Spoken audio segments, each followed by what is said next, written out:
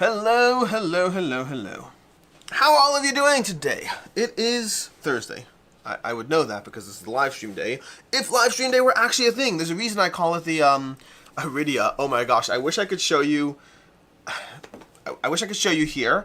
It's all set up over here. Iridia is like currently set up over here. Things are going well enough. Not well, mind you, well enough. So let's get into it. First of all, hey everyone, this is your Not So Weekly Live. I like that title because unfortunately it's accurate. Also, next Thursday I should be here. I don't see a reason why I won't be. So next Thursday we'll be back. In fact, I don't think I'm doing any travel until Level Up. Level Up Retreat is going to be in 2 months for those, a little less than 2 months actually. Month and a half, 6 weeks, 7 weeks for those who are attending Level Up Retreat. Make sure to go ahead and get your tickets. We have currently 60 games we're giving away in the play to wins, and there's currently, I think I have to double check the numbers, but I think we're currently around maybe 350 to 400 attendees. We are capping it at 500, but that's 60 games for, even if we hit to 500 attendees, that's going to be 60 games for the 500 attendees. That means you have a 1 in 8 chance of winning, which is not bad, and I think the 60 is actually going up, by the way, so hopefully it'll go up, but for right now, just call it 60. Let's call it 60 for right now. Anyways, that's Level Up Retreat. But until Level Up Retreat, I am not doing travel that I am aware of. I might miss a live here and there. That can happen, but I think we should have 6-7 weeks of straight weekly lives. Danny, hey. Mikhail, probably won't be able to catch the whole thing. Looking forward to Level Up in a few weeks. Indeed. Nick, good evening. Good afternoon to Daniel. Brian Ashman, woo. Srebme, Iridia, update. How many hours in are you? How many hours in? That's a tricky question. So, I'm currently going through it with Meg, which means I did need to run through the tutorial stuff because she hasn't done that. The tutorial is basically guided on wheels, so I would say your first 2 hours is literally just on wheels going through how to learn the game. You can kind of skip the rule book, but you have to go through the how to play session. So for me, it was all stuff I mostly knew, maybe a quick recap, but we have to go through it properly for the sake of Meg. We actually just got out of that. So which means right now we're just around 2 hours out, or maybe 3 hours into Iridia right now. We are currently getting ourselves stomped because, without spoiling too much, the game's like, hey, there are things you can do that direction. And we were like, yes, but you didn't tell us that we can't go that direction. So we went that direction. We are getting stomped by enemies that are much higher than us right now, and we're currently took a break to do this live stream. We were just playing 20 minutes ago. Sorry. We're currently getting stomped right now in the middle of combat, and I need to look up the rules for escaping and not dying. Because you can die, but I want to see if I can even flee. I don't even know if you can flee or not, but I'm going to try to flee. We'll see what happens. Because right now, if we don't try to flee, we shall die. I'll let you know. That's currently where Iridia's at. So maybe 3 hours in or so. But I hope to get a lot more in as soon as I can. Where are we? Tsukimi, hello. Aligaru, hello. Smooth, good snowy afternoon from Illinois. It is indeed snowing here as well. Boar Collect, hey. Rob, hello, sir. I did get your email, by the way, about the Nar, that was the one. But I have to check the giveaway stuff. I don't think I've done for the games leaving the collection video. I haven't yet run the giveaway in Patreon, so I'm gonna have to go do that. Yanuel, patiently waiting for Elder Scrolls from Chip 3. Praying to the Daedric Lords, I'm in the first wave. I will pray along with you. Board Collect, level up. Joey, hello everyone. Level up so soon. Bought tickets last night. Daniel, good afternoon. Enjoyed losing to early morning Castle Burgundy at Level Up last year. What games are you looking forward to tabling this year? At Level Up or in general? Oh, did we play early morning Castle Burgundy? I know in general, at Level Up Retreat, it catch me early on. That's usually the best way. I try to get up early and be there, and I'll be happy to play games. If you are attending Level Up Retreat, if you see me wandering, ask me if I want to play a game. Your odds are always better if the game is shorter, to be clear. So let's give ranges of shorter. If you ask me to play a 3-hour game, I don't do 3-hour games at conventions. If you ask me to play a 90 minutes to 2-hour game, decent chance. An hour game, higher chance. It's basically about how long I tie myself up for. But also games I like are also even higher. But the point is, if you do see me walking around doing nothing, by all means, ask me to play a game. I'm happy to play stuff. Board Collects. Remy, you'll be there around the stump. Hi, Alex. Sorry I didn't see a PAX U. Saw Meg, though. How was the con for you? The con was great. I really enjoyed PAX U. I find it to be a good combination of a little bit businessy to, connect with people and all that, but then also a lot of being able to wander around without the pressure of having meetings back to back. So I enjoyed PAX Unplugged. I'll be back there next year. There was a point where I wasn't even sure if I'd go back to PAX Unplugged. I was like, you know what? I don't know if it's my favorite convention, but it continues to grow on me. Sadly, Origins is the one that is shrinking for me. Jason, glad to see the notification for the live chat. This is the first time the notification came through. I'm glad the notification worked. Ring that bell. Ring that bell for notifications. ACS, good afternoon, ACS. It's my turn in Terraforming Mars. I know. Strap me. Joe, yes, Chad, watching the kids again so I can attend. He really is the best husband ever. Aw, thank you, Chad. Jason Brown, glad to see you're still doing them. I am, Jason. The weekly lives in theory are every single week, but then things happen that get in the way. So the past ones, there was ONEV that got in the way, there was PAX Unplugged that got in the way, and then Thanksgiving in between those. I debated trying to do a Thanksgiving one, but I thought it's not the best day for a live. It could be, I guess, depending, because it's tough. Because a lot more people will be distracted by families and family things, but then you could make the argument that those who aren't distracted by that could probably benefit from the weekly live the most, which makes me feel bad now. I should do a weekly live next Thanksgiving. I should. I'm not saying I will. Brian, surround me. Good afternoon. Rob, here for the Vestige Scoop. I'm going to give you the Vestige Scoop right now because Vestige was supposed to be here and I was supposed to have a video up for you today. I was supposed to. It's just they overnighted it and the post decided not to. So it's currently on track. The ETA night was supposed to be yesterday. I was supposed to be playing it last night or even just filming. I already played it a few times. Even just filming my first impressions. But I'll give you short first impressions given the fact that it's not, I don't know if I'll have a video up before the campaign ends. It depends when it shows up. My impressions of Vestige are as follows. This is not going to be a full review of how to play. This is going to be just the impressions of Vestige. It is modeled on the framework of Vindication. So to that end, I like it because it's modeled on the framework of Vindication. No differently than the fact that I like Everdell Farshore and I like Everdell. In general, a game modeled on the same frame I will like. Which one do I like more is a tough question. I think my default bias, this is all stuff that will be in the Vestige video, so you can kind of skip that, I guess, if you want. I think my bias right now is towards Vindication for two main reasons, I would say. Maybe three main reasons. Let's go with three main reasons. The first is familiarity. I think that there's a familiarity I have with Vindication over Vestige. Did I say my bias is towards Vestige? My bias is towards Vindication. So if I had to choose which one I prefer, I think Vindication, because it's the thing I'm more familiar with to begin with.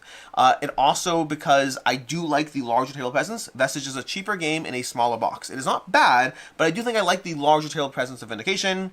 And the third reason is the trickiest one to evaluate. The third reason is that Vestige, when I was playing it, to give you context, I played Vestige a few times. Each time I played was already different, and I know I'll be playing it again with even more different rules. They are constantly tweaking and adjusting it, which means because it's a bit of a moving target, it's hard to evaluate the exact rule set that's there. So that's just, I mean, again, this is the nature of being a prototype that's not finished per se. So right now, Vestige is good. Vestige is very good, but I have a bias towards Vindication. So who is, and will I be getting both? I'll be getting both. The reason I would want both, the main reason I would want both, is Vestige has the, what do they call it again? The Nemesis character. The Nemesis character that will let you play cooperative or solo. Vindication does not have that. That's a reason to own Vestige. And also because of the smaller box, this way if I want to travel to a friend's house for game night, I could just be like, I'll just grab Vestige. It's a small box rather than lugging Vindication everywhere. Vindication can be the thing I play here. Vestige can be the thing I play there. This is not that dissimilar to what happened with Everdell and Everdell Farshore. I tend to play Everdell here, and I tend to travel with Everdell Farshore. So that's why I would own Vestige.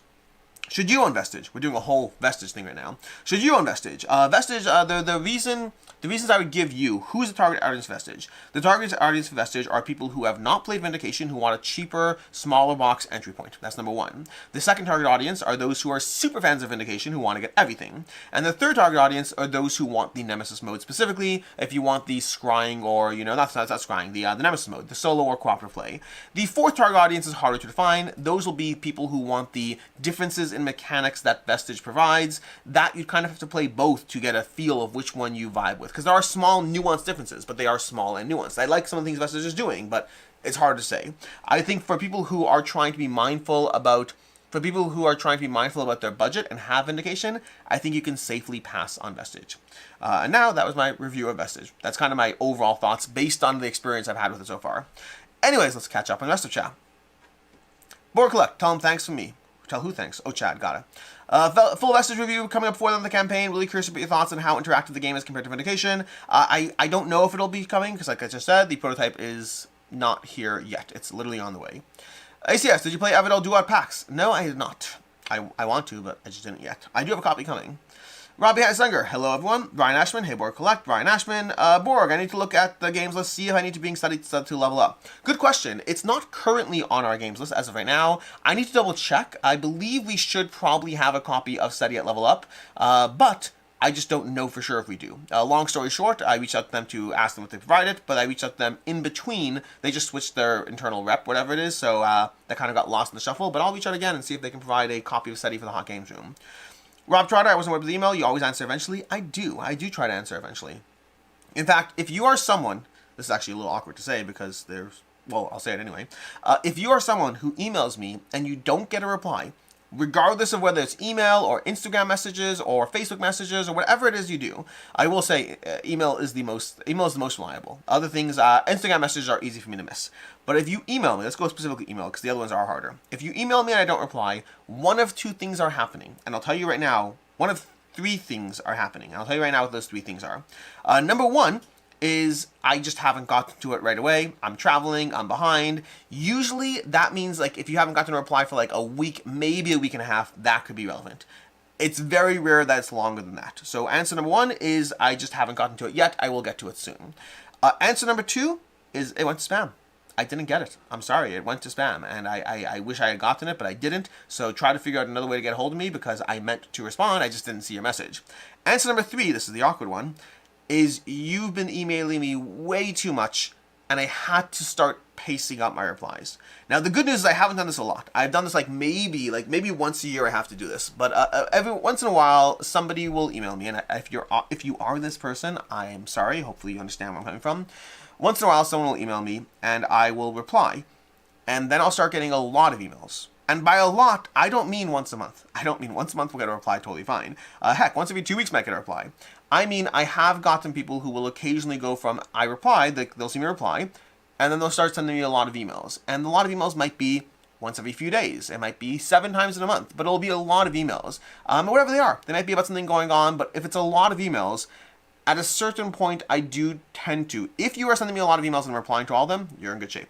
If you're sending me a lot of emails and you start noticing that I'm infrequently replying, that is intentional because as much as I wish I had the bandwidth to reply to everyone on a frequent basis, I don't. So if you're sending a lot of emails and I'm only replying to some of them, I will always keep replying. I don't ignore anyone. But if I start replying infrequently, it probably means that you're emailing me a drop more than I have the bandwidth for, and so unfortunately I'm hitting delete on some of those emails. That's the reality. But I do try to reply to everyone otherwise. So if you're not in any of those categories, that means you're going to spam. Okay, Brian, here is hoping to play Black Rose Wars with Alex Level Up. I'm not saying I won't play it. I'm saying that you have the highest chances with, games that aren't super long. Daniel, thoughts on PAX Unplugged being a week before Thanksgiving this year and the same weekend as the Philadelphia Marathon? I saw that. I have no thoughts. I'll go to PAX Unplugged. One of my favorite comments was someone posted that on the PAX Unplugged group, and someone said, don't worry, the target audience between people attending the Philadelphia Marathon and people going to PAX Unplugged is very small, which is a very funny joke. I thought that was very funny. But the concern would be the inability to get hotel rooms or access or being too busy. So the answers are, it has in the past been on the same week as the Philadelphia Marathon. I think the one you missed out on, it's the same week as BGGCon, so it's also that as well. I think it'll be fine. It might see a drop lower attendance. It might be a bit busier there. It might be a bit hard to get a hotel room. But ultimately, I would say if you're on the fence about whether this was a year to go to PAX, maybe don't this year. But if you weren't on the fence, just go. It'll be fine. Richard Dura, PAX Unplugged, my favorite con. Carlos Tsuchuga. Last month, the company was temporarily in involuntary dissolution with Illinois for failing to file financial reports. Which company are you talking about? Oh, okay, fine. I missed that comment. Do you have thoughts on the Elf Creek? There we go. Do you have thoughts on the Elf Creek game situation? No communication since August. The back of the company's outstanding Kickstarter campaigns. Also, Board Game Wire reports that the founder and sole remaining employee replied, I officially comment that I'm actively looking for a home and a way forward for all our games, including our unpublished Kickstarter projects. We'll make official statements when I'm able to. I did see this. I read the Board Game article Wire. This has been in the cards for a long time, unfortunately. I would say that I want to say maybe a year and a half ago was when I started to realize that Elf Creek was definitely in trouble. Meaning, for longer than that, it's been the who knows what's going to happen, but it started to become clear a year and a half ago that there were definitely we had escalated from who knows into definite problems. They are clearly trying. I know the people who were at Elf Creek. I know the person who's left at Elf Creek. They are all wonderful human beings. They are. The reality is that it doesn't matter if you're a wonderful human being. The nature of being in the crowdfunding space is it means that it's a very, very public situation when people give you a lot of money in advance and you aren't able to give them your product. I can like the Elf Creek team, which I guess is a team of one. I can genuinely like him a lot right now. I actively like him. I think he's a great guy. I think he has tried to make it in the board game space and he ran into many troubles and it did not work out. The reality is it sucks for all the backers. It sucks for all the backers. I don't have any thoughts other than probably don't buy things from Elf Creek that you aren't getting on the spot. Like if you see this stuff at a convention, you want it, by all means, buy it.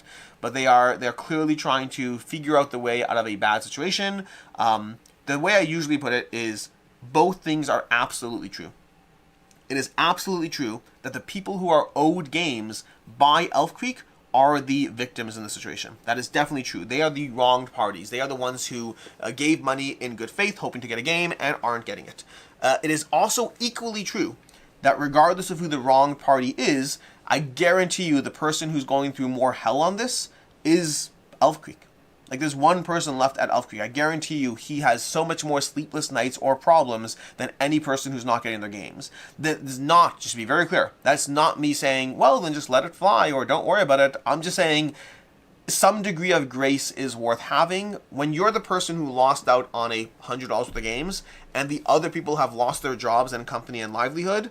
Assuming there wasn't intent to scam, but just a company that failed. Companies fail all the time. The reality is 9 out of 10 startups fail. So like, it's going to happen in the board game space. It happens fairly infrequently, which is nice. Most people get their products and games, but I guarantee you it sucks more for Elf Creek than it sucks for any one person missing out on their games. Again, that is not me saying he's right and you're wrong. It's not true.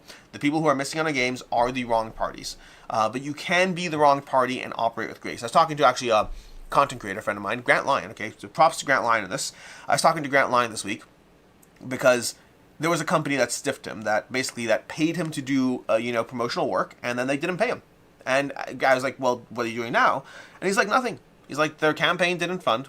It sucks, but like, he's clearly out a whole lot more than I am. And so it sucks, and I wish I got paid for it, but I'm not going to chase him. And so that is the reality of these kinds of situations. Sometimes in life you can be the wrong party and still choose to operate with grace. Other times you can be the wrong party and choose to operate with justice. And that's okay. It is okay. I think it's not okay to be a complete tool, but operating with justice is reasonable. You don't have to operate with grace, but you can operate with grace. Life is complicated. Life is very, very complicated. I wish it weren't. Actually, I don't know if I do. I think complicated is not bad. Anyways, life is complicated. Okay. Security. It's crazy that people are still waiting to see if Clue Left May Die Season 3 and 4 Kickstarters. Me too. It's the ports. They don't have as much control as you'd like. They got some things out, but depending on the region and the ports and all that, but me too. Charles, you deleted a message or you retracted a message. I hate it when people do that because I'm so curious, and yes, when I say that, that means other people will do it too, but it is what it is. Brian, no, Board Collect. Brian, we should set up TI4 with Alex. I can't imagine I would do TI4 at a con. Come to my house. Travel to my house. We'll have a TI4 game here. I'm not doing it at a convention.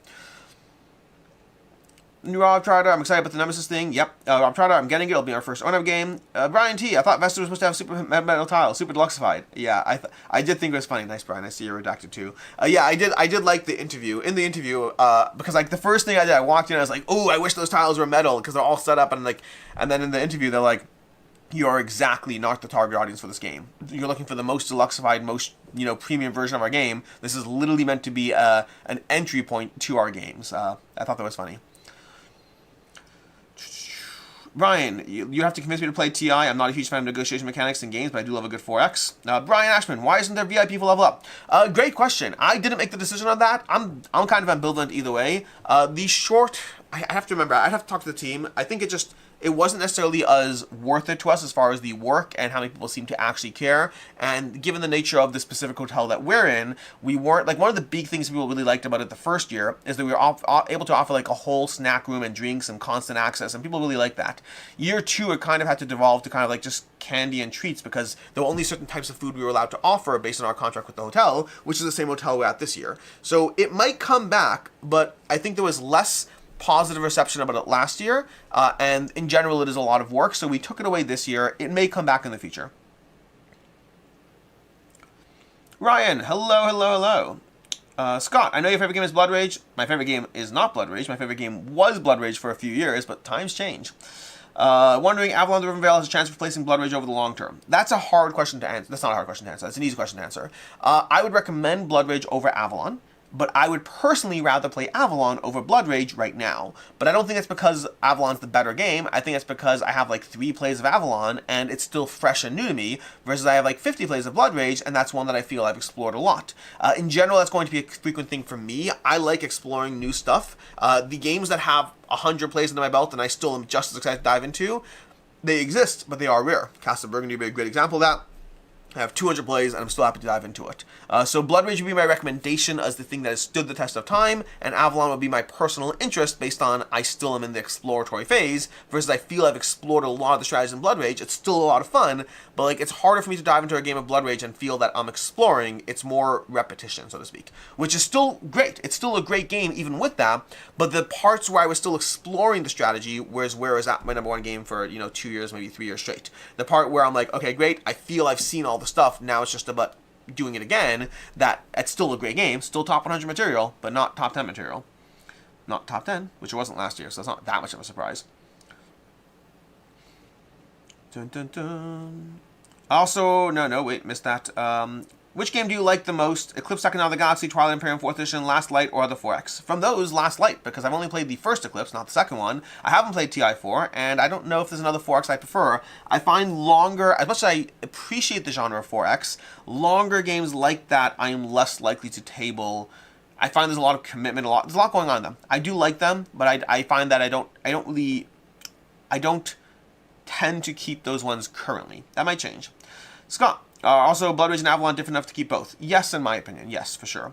Ryan Gilmore, hello Daniel. Swap me. Blood Rage is probably Alex's favorite game of all time as of 2021. All time changes. That is exactly true. Just covered the nature of the whys and hows. And that is a controversial take in general. And I cover this. I just started with my top 100. I filmed the first video. You'll have it soon enough. But a controversial aspect of the top 100, and I will note I do mine the same way that iStar does, is how I prefer it, and I get people who don't. But the top 100 games, for me, is not the top 100 taking into account how good the game is, period. It's my top 100 as of right now. It's what I most want to play. It doesn't have an ounce of respect for what that game has given me. It has all the recognition of what I'm getting from that game right now. So it's not like, oh my gosh, this is a classic movie you have to watch. I don't care. I've watched Gladiator 17 times by now.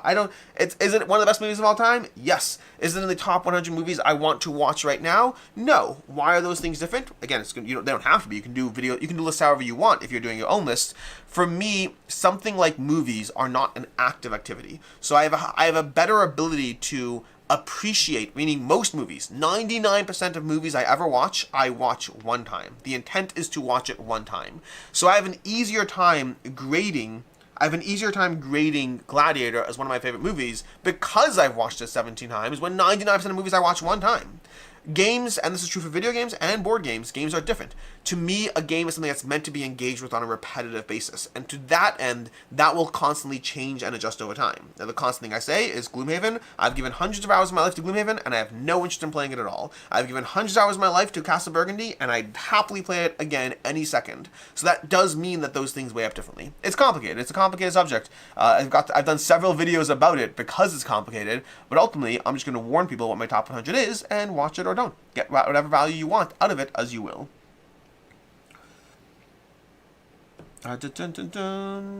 Board Collect. We could likely get Devin to play, but I love a good forks regardless. I own too many. ACS, have you started filming for the top 100? Will Meg be joining this year? I have started top 100. Meg has expressed an interest in joining for the top 50. If she makes it in time, we'll do it. If not, then it'll just be me until whenever. Meaning, I'm not okay with Meg joining intermittently for one video versus another. I am okay with her joining for either her top 10, her top 20, her top 50, as long as it's like a certain point in time and not just like, hey, I'm doing 50 to 40 and then 10 to 1, if that makes sense. But I just think that's a question of whether she's, again, she expressed an interest in the top 50. That should, again, the top 100 right now should hopefully be starting on Saturday. I want to say maybe Sunday. Either Saturday or Sunday is when the top 100 starts, and then it just goes for like 10 days straight. I might do a 1-day break in between to do a gift guide video, and then from there we'll see it out. We'll figure it out. Brian, Alex Lowson told us Master Ryan is a good 4X. He teased us a month ago. I need to play. I only just started the rules. It's a beast of a rulebook. Scott Lacey, his love for that game got me very interested in it. I expect Avalon all in, wondering if that's enough or if I still search for Blood Rage as well. Again, my recommendation would be Blood Rage over Avalon. I am excited for Avalon right now. I enjoy Avalon right now. Blood Rage has 50 games in my belt, and I still love it. Ryan, I have to get Avalon because Alex and Shadowborn. I said I was done backing. Good luck with that. The Believers, I liked Avalon, did not know about Blood Rage, but also like to know Alex's take. I gave it already, so hopefully you got it. So me, it was tempting me because of Shadowborn, but I just don't enjoy Area Control. Area Control has been a tough one for me. I just filmed my end-of-year purge as well. I know it's only December 12th, but I sometimes do them a little earlier than, like, just spoiler, not to ruin things for you, but sometimes the game's leaving the collection video that goes up at the end of the month. Sometimes it was filmed 3 weeks earlier. it's still that month's video, if that makes sense. Wibbly wobbly, timely wimey. But I just filmed my, yesterday, no, 2 days ago. 2 days ago I filmed my end of year purge. So I went through all of that. All the games have been purged. I managed to get to a decent number. But I talk about the struggle that I've had recently with area control. Used to be my most played genre, and it has really gone down over the past 2 years, which means that I still have a lot of area control games, but I'm playing them less, and so it pushes me to like want the best of the best, which has led me to purge some area control games. But it's hard because they're great games. Jacob Justice, I'm fairly new to gaming, have about 30 games in my collection, I'm very satisfied with what I have, but I can't stop looking at new games. Is this normal in the gaming community? No, Jacob, that is abnormal behavior. The fact that you're only at 30 games 2 years in, very abnormal, unfortunately. So, like, usually by now you should be at, like, maybe 50, 60, and you should be, like, clearly looking at new games all the time without any guilt left over. So, you should probably see someone about that. Something's definitely wrong. In all seriousness, it's all too normal. It's all too normal. And genuinely, even the part that I was being sarcastic about, I don't know what everyone's pathway is.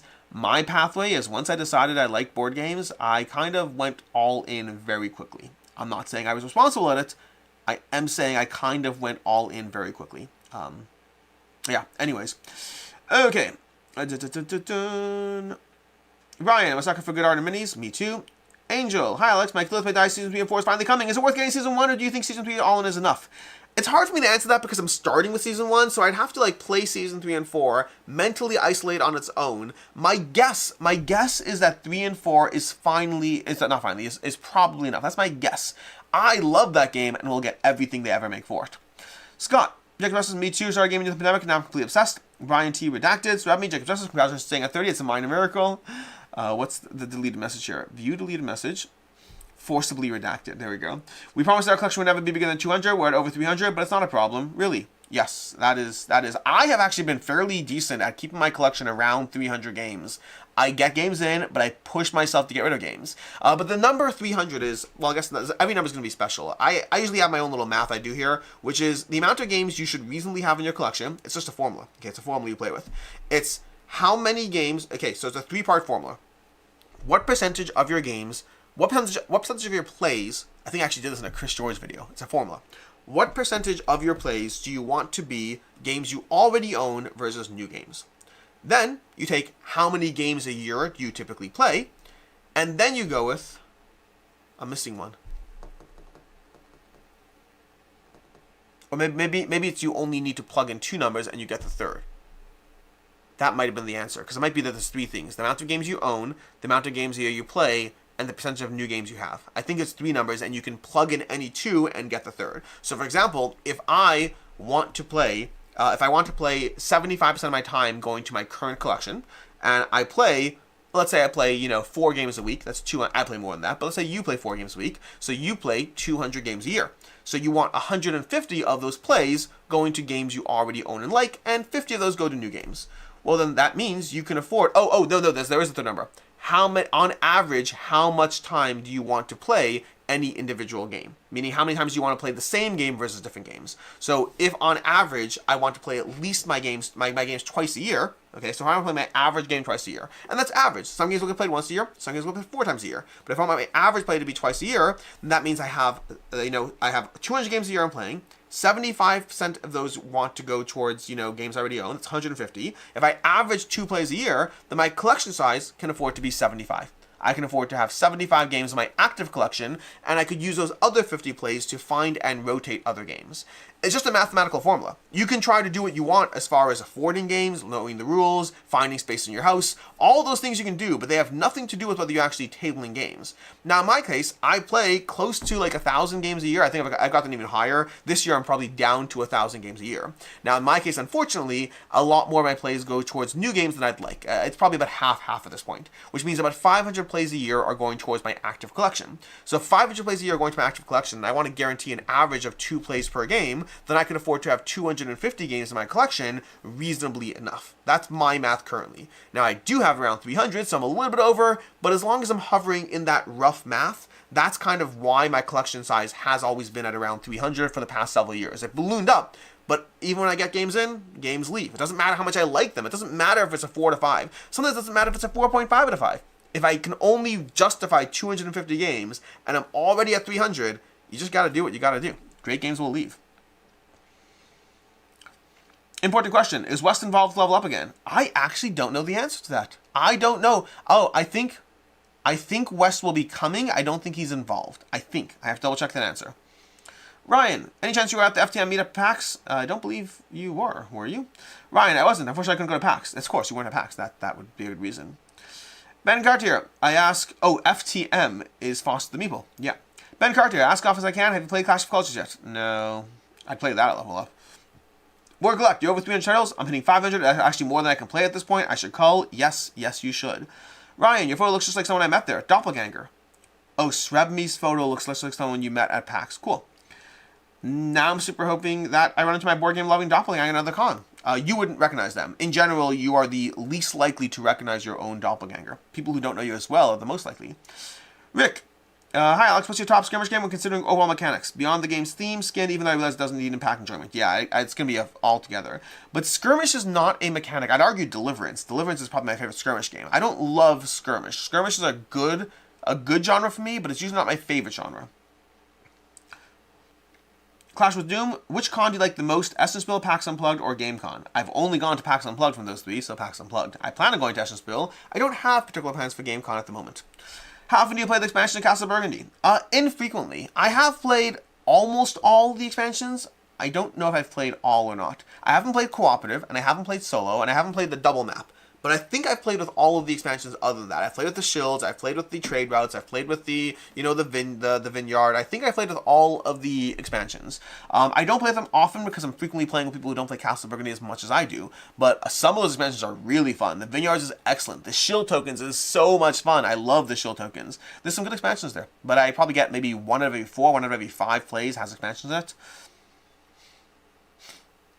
Loser. Some would say it's been a good year. I hate saying that. I hate saying it out loud. Like, hey, loser. Some would say it's been a good year for trick-taking and induction games. What genre do you think is in next 2025? What would you like to see? I don't know. I would say the fact that trick-taking has been a huge thing, and then before that was roll and rights. I would say small box games in general tends to be on the up and coming. I mean, all play doing incredibly well. I think affordable games has been a big thing in the board game space for the past few years. Adam Malinsky, have you played some Mythic Mischief online games lately? No, it's actually been a while since I pulled out the app. I kind of stopped playing the app for a bit. I was playing it too much that I wasn't playing the physical game. I like the physical game, so I kind of stopped in the app, but maybe I'll go back to it at some point. ACS, random question, do you have an expansion for Parks in Azul? I have all the expansion for Parks. Azul, I don't have the various promos, and I have not tried them and don't have any thoughts on them. Clash of Doom, do you have any more games behind those showing your cogs? Do you have several only for each one do you have several only one for each cubicle because of your display area? So generally, there's a few exceptions here, but generally behind each game is either expansions for that game. So things like Project Elite, I have more Project Elite boxes behind, or if it's something, let's say, like Dune Imperium down here, I don't have expansions behind it. It's just taking up an entire cubby on its own. I don't like putting games behind other games because then I forget they exist, and that's not great. In fact, actually, that just happened to me. Behind one of those cubbies is Sentinels of the Multiverse, and I was just organizing it the other day, and I was like, why did I put this here? I forgot I have this, and I like that game. And then I proceeded to leave it right there, so I'll continue to forget that it exists. Silence UK. I'm scared to ruin my minis by painting them poorly. How do I get over the fear? The easiest way to get over that fear is find the cheapest game that you actually like. So, for example, Marvel United is a great example. Do you have Marvel United? Do you like Marvel United? If you do, you can buy a very cheap base copy of Marvel United for like, depending if you find them on sale, you can buy them for like 15, 20 bucks sometimes. And then you can proceed to paint that version of Marvel United. And if they come out great, then great. Proxy those in, you have them. If not, then no harm, no foul. So finding the cheapest version of a game you already like and starting there with extras can be a good way to do so. The other way is to literally just find generic miniatures and paint those and not worry about any of it. That's another way. The third option is just do it and hope for the best, but I recommend the first two options. Loser, I refuse to buy a Calyx to curb my collection. That seems reasonable. Brian T, I mean, it seems reasonable. It didn't work for me. I just bought the games first, and then bought the Calyx. Ryan, my formula for owning games isn't the number of games, it's the space they consume. You can only own so many most one games unless you have a warehouse. I prefer big box experiences as a problem. Yeah, so I respect that decision. For me, you can always find more space. In my head, you can always find more space. Like, okay, great, there's sections of your house here, there's sections of your house there. You can buy a bigger house, but you can't get more time. So, and you could argue, okay, great, but you can quit your job and play games. You can do this, you can do that. There are ways to get more time, but that's why my collection size will always be roughly based around my time availability and the games I'm playing. If I do find more time, my collection size can grow. If I don't, it won't. But space, I guess I would say, while I respect the space limitation, and depending on who you are, you may have to follow that more or less. For me, the time limitation is a bigger limitation. That's why I should phrase it. My time limitation is a bigger limitation than my space limitation. If I lived in a one-bedroom apartment and didn't have room for the games, it would be a different story. Because I don't, my time limitation is the limiting factor. Alexander De Santo, what's your early impression of Iridia? Ask me again next weekly live. I've only just gotten out of the tutorial phase, so I'm very excited and I'm enjoying what I'm doing so far, but I only just got out of the on-rails part, and so I called you out to Cody. Yeah, I'll get that. I only just got out of the on-rails part, so I'm very excited. I'm enjoying it. How excited am I? Do I like it more or less than Lands of Evershade? Those are all good questions to ask. I'll know more next week. Actually, I don't know if I'll know more about Lands of Evershade. Lands of Evershade, I'd have to play like 20 hours of Evershade and 20 hours of Iridia, and probably back-to-back to be able to answer which one I like more. They are very much doing the same thing for me in different ways, and I like them both a lot.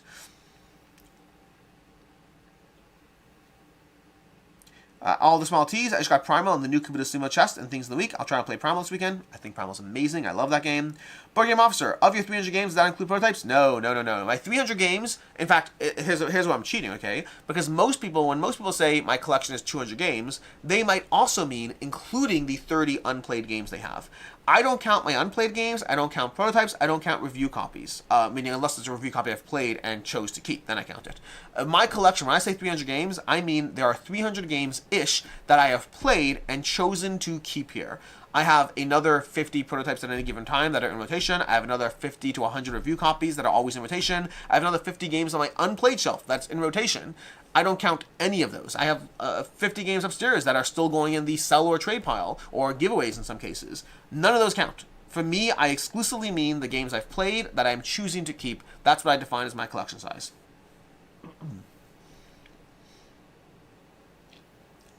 Mikhail, go try a copy of Primal a few days ago. Spent about 11 hours off and on organizing. Oh, I printed out the insert for it, which is a very, very long insert. Very long 3D printing insert. Took forever. Tracy, I still love Fox and the War trick-taking game. That one didn't resonate with me quite as much. But I do enjoy it, but I like other trick-taking games more. ACS, what are your thoughts on the expansion for Parks? I think I played one of them once. I need to play them more to give you actual opinions on them.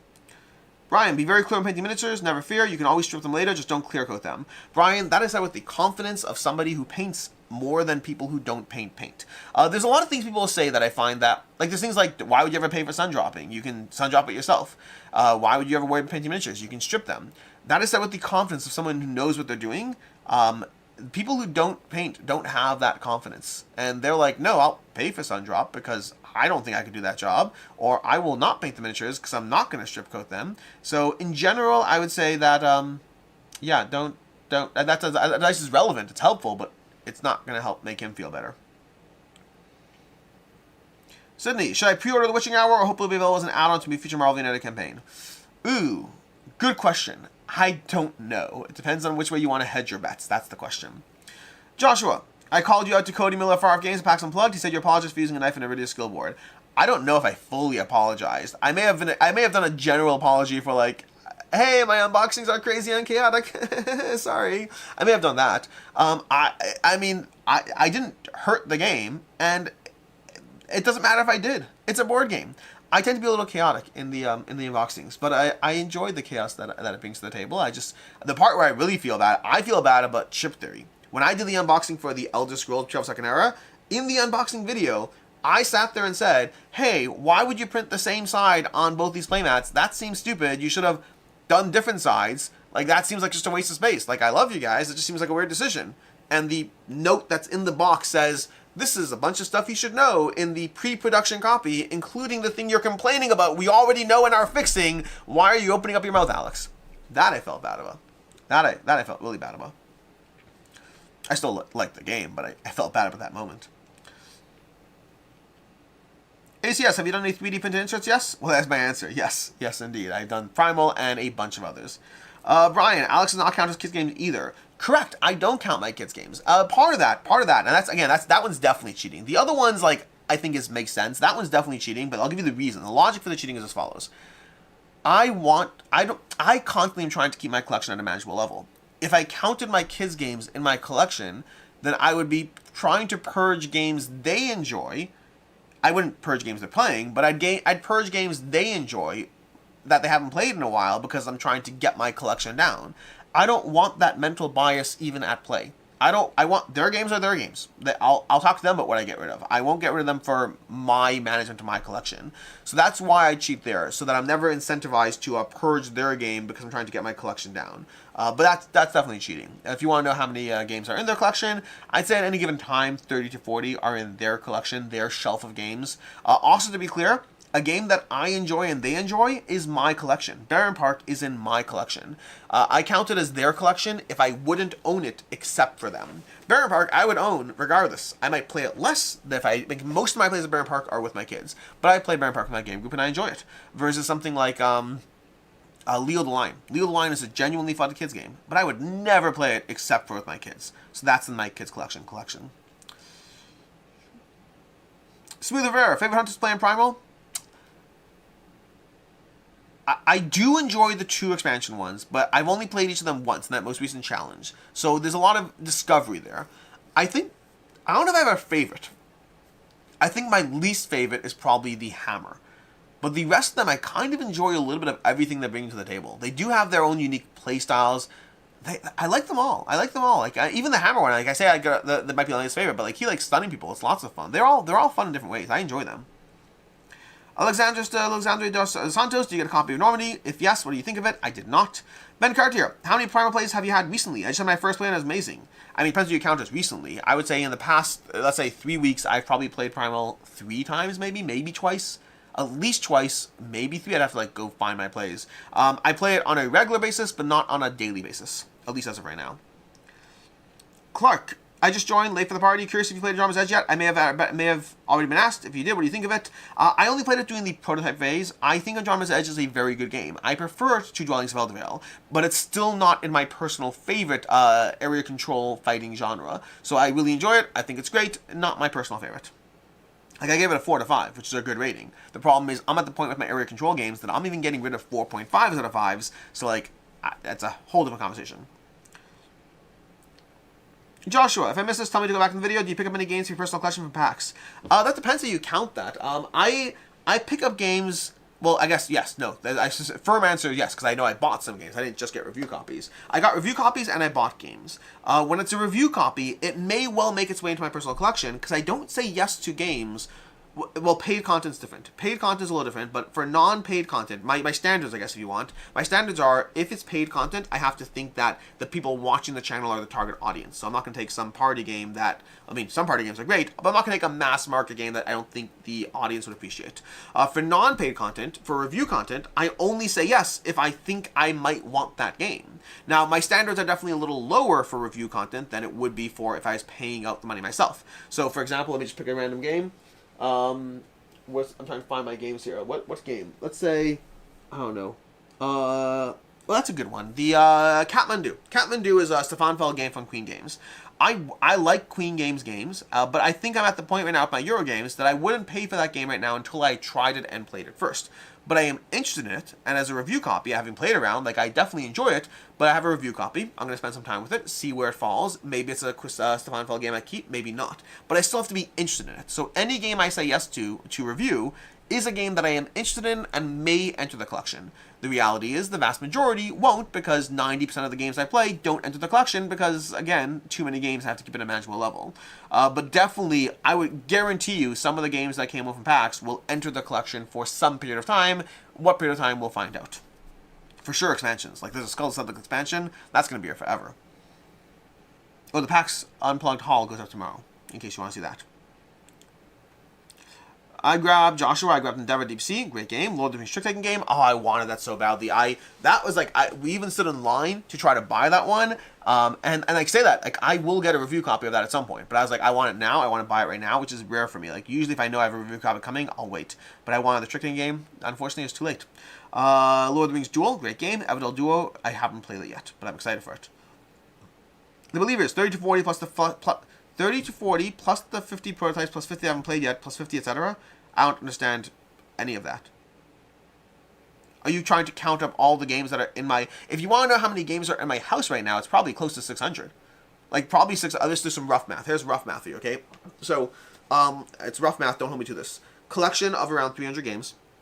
30 to 40 kids games. Let's call 350. Can I be a little over 300? So let's call 350 so far. 350. Then we have probably around 50-ish prototypes. No, probably less than that. Sometimes we do have 50 prototypes. Right now, we're in the end of the year. We got through a bunch. So probably have around... Oh, well, it also... Okay, more than 600 games in my house. Okay, so let's do this. So around, let's say 25 prototypes right now. So at 375. I probably have at least 100 review copies right now that I have to cover at some point in different ways. Some of them are going to be new. Like, I literally came back from PAX with 30 games there, plus whatever's on my shelf. So that brings us to, like, 475. I have probably around 50 games or so on my unplayed games. That brings us to 375, 475, 525. I easily have 75-ish games in the games leaving. Easily. I probably have more than that. I have a whole room upstairs of games I'm organizing to sell, or again, some of them are being given away, some of them are being traded, but all the games leaving the collection, I'm always behind in those. They kind of pile up. So I probably have more than 100. So that brings us to like 525, 625. Is that what we're up to so far? I can't remember. Maybe less, maybe 525. I lost track already. And then I know in the back of my basement over there, there's a pile of easily 50 prototypes that are done with. I'm done with those prototypes. They just haven't gotten rid of them. I usually hold on to prototypes for a bit after we cover them because they might ask me to send them on, so I try to hold on to them. But eventually they pile up enough that I get rid of them. But I usually do that in regular cycles. But yeah, I'd say I easily have 600 games in the house, but they're all in different phases of things. My collection is 300. Brian T, sitting here staring at Project Elite, do you think Cyberpunk will give you a better experience and push Project Elite out of the collection? I don't believe so. And yes, I corrected the right side up. Until I play Cyberpunk more, Project Elite benefits from being a one-shot in the way the game is designed. Cyberpunk is progressive. Now, I believe there's a goal for it to be a one-shot at the end of it, where you can mix and match modules, but until I experience that, I can tell you that I think I like the Cyberpunk gameplay a little bit more, but a game that presents itself as a one-shot has an easier chance of being tabled in the long term. So I think I have room for both. I am skeptical that either will leave, but if I had to guess, I'd say it's more likely that Cyberpunk will leave after I get through with it. It kind of depends on how it presents itself when I'm done playing through the campaign part, sort of.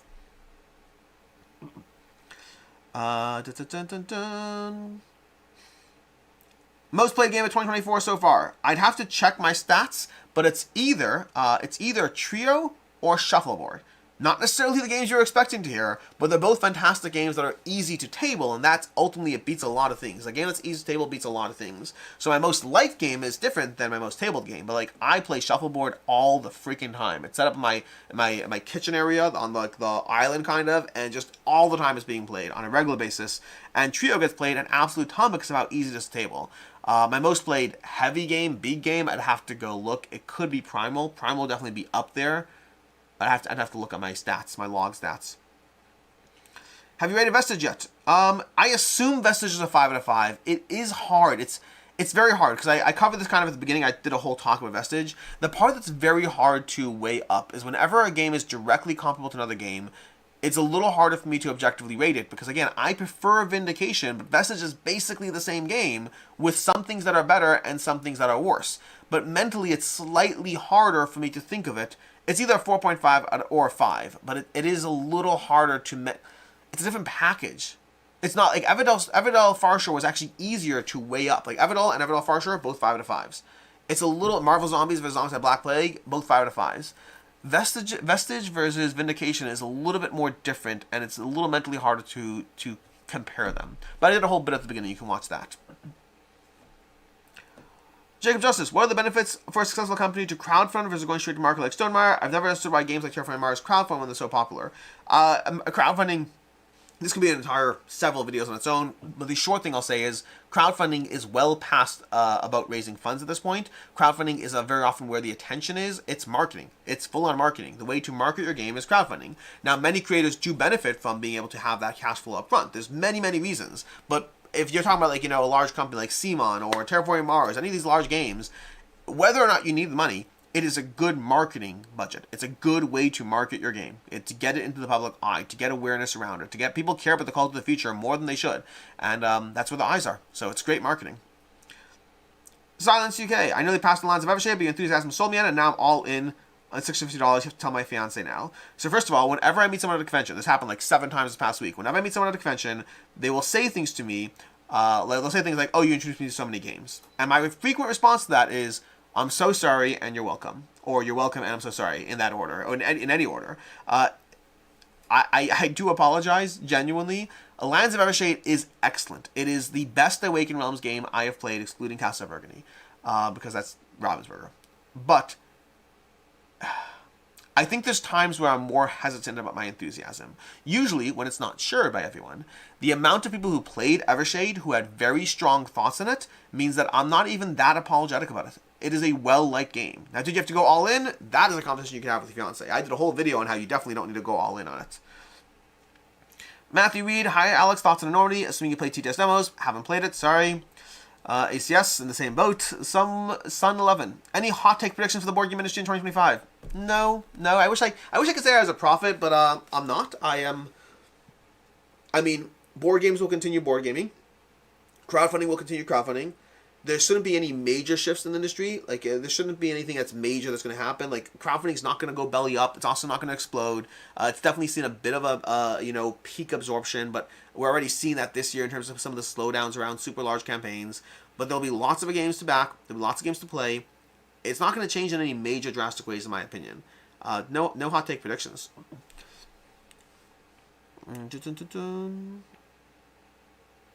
Angel, just got Undead or Alive as my second Zombicide. First was Marvel. Do you think versions like Undead or Alive and Vader will see more expansion like Black Plague has with Green Ward? No, I don't think they will. Black Plague was easily one of Simon's most successful Zombicides. The Black Plague campaign, the Green Ward campaign, some of the best campaigns they've ever done. Marvel Zombies would be one of the best ones they've had, and they had to follow up with Deceased, and that one didn't do nearly as well. So we'll see, but I don't think that Undead or Alive will receive more, or Invader for that matter. Ush G7, best favorite video game implemented into a board game. Possibly Stalker. I'd have to go through the list, but possibly Stalker. And I'm saying that as someone who didn't care about the video game, so I don't know if that counts. I never played the video game. Well, at least I don't think I did. There was a game I played a long time ago that had radiation and like Russian base, and so like that might have been Stalker a very long time ago, but I don't remember. Us G7. I bet $50 will say Slay the Spire. To which question? Which question? Because I didn't say Slay the Spire anything. Best favorite video game. Oh, best favorite video game implemented into a board game. Oh, interesting. I wouldn't say Slay the Spire. I wouldn't. You'd have lost that $50. Here's the problem. Slay the Spire is excellent. It does suffer from being too identical to the video game that I do think it's a slightly harder sell on people. Like, I still play Slay the Spire the video game more than I play Slay the Spire the board game because it's just so easy to table. I appreciate and enjoy having the Slay the Spire board game. And I don't think it's going anywhere, but it's a little too similar that it's hard. It's a little hard to justify it in the same way that I would other games. So it's a good candidate, but no, I wouldn't pick that for that reason. ACS, thank you, appreciate it. Aaron Taylor, Barley made it. I saw you at PAX U on Juice himself. I was working for Lucky Duck and was teaching a conscious mind. I'm sorry, Aaron. I dropped by Lucky Duck a few times, but I was there a lot the last day. Michael, did you try the Titans board game? No, but I should. Clash with Doom, did you back Rover? Do you mean Rove? You mean Rover or Rove? Rover I never heard of. Helsaki, thanks for bringing back the questions video. Also wants to play Titans board game. Titans the board game. I have not played it at all. I should. And of course on the questions. The questions video is a video series that it's not one of my most popular video series, but it's one that I enjoy and I think it'll always be around. Also, we are closing up on 1:56 p.m., so I probably will close to the questions and then call it. Loser, the trio you're tabling a lot. Is it Trio or Nana? Trio specifically. I've played both Nana and Trio. But the one I own is Trio, so that gets played more. Jacko Daddy, they have the money already. That's how they create all these prototypes and send them out. The crowdfunding is just to get them out there further. I think it's very company by company. I think the board game space is smaller than you imagine, and I think a lot of companies can still really benefit from having that funding in advance. They don't have cash reserves in their pockets. Some companies do, but a lot of companies do not. Aaron Taylor, do you feel like Avalon the Real actually play at 90 minutes? Looks amazing, but it's hard for me to table games that go much longer at the moment. It is situational. If you're playing a 2-player game, absolutely. If you're playing a 3-player game at 2 rounds, absolutely. If you're playing a 3-player game at 3 rounds or a 4-player game at 3 rounds, probably not. At least not until your group gets significantly better at it. So a lot of it depends on what you're doing. I would say a 3-player game at 3 rounds, you can probably get down to 30 minutes. Probably. But you'd have to get a few games under your belt at that point. 4 players at 3 rounds, I don't think it's possible. But I could be wrong. Silence UK. I've got Castle Burgundy all in coming soon. I'm not sorry at all. Very excited for the future of our game room collection. Castle Burgundy is amazing. I love it.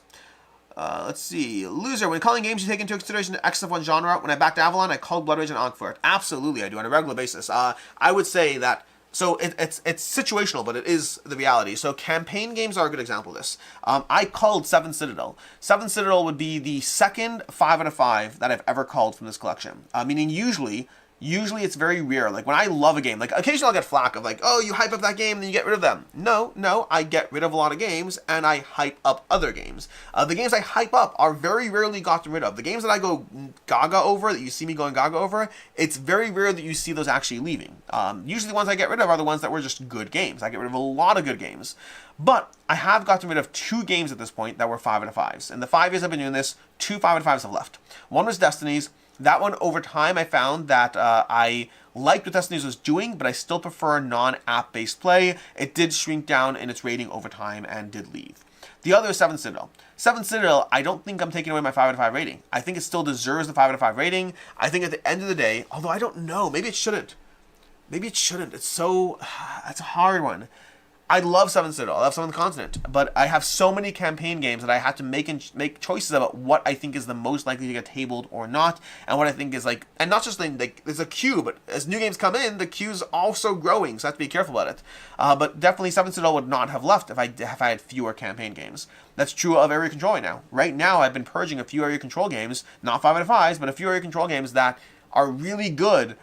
But I just have to make realistic choices because I have too many area control games. It's also true of heavy Euros. I only play a handful of heavy Euros on a regular basis. The ones that are in regular circulation are a handful, maybe 7, maybe 8, and I have so many, and so the great games will leave. Meanwhile, I'll keep a game like, I don't know, let me look at Roll to the Top. I have Roll to the Top from All Play. It's a stupid game. It's a 3.5. Probably should rate it a 4. Maybe I rated it a 4. I have to double check. I probably would upgrade it to a 4.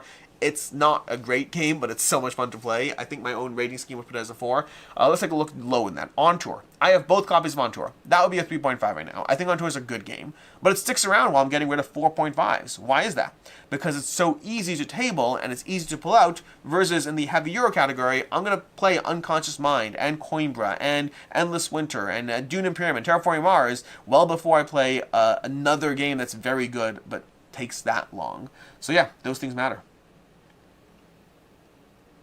Brian, do you think Rollmates are waning popularity and are releases? Not currently. They saw a major boom. I think they've stabilized. I think that right now, I mean, I think it's gone down a little bit from its peak, but still doing definitely well overall. Sydney Johnson, do you think Wormwood's staff reduction is signaling anything about the industry as a whole or just unique to them? I think Wormwood, I mean, they covered this in their video, honestly. I think Wormwood exploded in popularity after they started doing the modular gaming tables. And because they exploded in popularity, this is true of anything in life in general. Something that goes from a little bit unknown to massively known will see a major spike. That meant they hired a ton to keep up with that spike, assuming it would continue. And it didn't, because after the exploded spike, a lot of market demand was met, and then it stabilized. This is no different than, let's say, Lorcana. Lorcana is incredibly popular right now. Lorcana is a very well-loved game right now that's doing incredibly well in sales. But that first set saw the major spike, and then it crested a little bit. That, again, is true for anything. Things see a spike as they hit popularity, and they crest. Wormwood built their business model around the spike, and the spike didn't continue. They went from, let's say, here in sales, to here in sales, to here in sales. But they prepped their company around here, and so they had to fire people. I don't think it's a commentary on our industry. I think it's a commentary on the massive explosive spike they saw and their inability to keep up with it, which is not their fault. It's just the nature of explosive spikes. Robin Powell, I backed the miniatures pledge for Gloomhaven 2 years ago. Haven't seen my pledge yet. Why do you think it's taking so long to finish the minis? I mean, I don't remember what they said, but they made it clear it's going to be a long time. Like, they weren't shy about it. They're like, you'll get your second edition at some point and your whatever down the road. So I don't know about that. Jason Brown, thank you, ACS. Thank you, ACS. Brian, Alex should do an unplayed games in the collection video and their priorities to get tabled. No, I do have a sense of shame, and I don't want to get to it. Jacob Justice, what's a guy got to do to buy one of your review copies? I'm going to need your copy of Brink. Do you mean the prototype? I don't sell prototypes. Review copies, I sell all the time. All the games that... Okay, so whenever games are leaving my collection, a few things happen to them. The first thing is I give them away over on Patreon and Ko-Fi. I give away maybe 3 or 4 per video per games leave the collection video, 3 to 4 games go away per video in my Patreon and Ko-Fi. So if you're a member there, you're eligible to get free games. The other is people in my friend group will often get access to those games as well. So not straight up access, like as much as I like my friends, I don't give them all my games. But like, if I like you as a friend and you're around and you ask for a game, like, as long as the frequency basis is normal, yeah, I like giving games to friends, share the love and all that. And then the last category is going to be selling or trading them, which means I do sell or trade a lot. Oh, nope, that's not true. This is also the category of going to level up. Many games I think are good enough will go to the level up library. And then the last category is selling or trading those games. So I do sell or trade games. If you do want to buy a game that you see in a Games Leaving the Collection video, I have had people reach out and buy games, so that's a thing that does happen. But if you're talking about prototypes, I do not sell prototypes. That's because the people who make prototypes generally don't want the prototypes out in the wild, and I would rather not annoy people who I like and who trusted me with a prototype. So those don't go away. Anyways, I think that is it. Did I lose anyone in chat over here? Let me just go to restore chat. Thank you. Oh, wait, we got a few more questions. Oh my gosh, I missed a bunch of questions. Okay, last few questions. We're going to do this. Thank you for the live stream. Done. Absolutely. I mean Rove. Mario Kart changed to Rover. If you mean Rove, the big box game, I didn't back it, but that's also because I know I have a copy coming. I know the person behind Alex Games. I'm close friends with him. I don't think, to be very clear, I don't think I would back it. And that's not because the game isn't good. The game is good, but the campaign games, you have to be great for it to be eligible.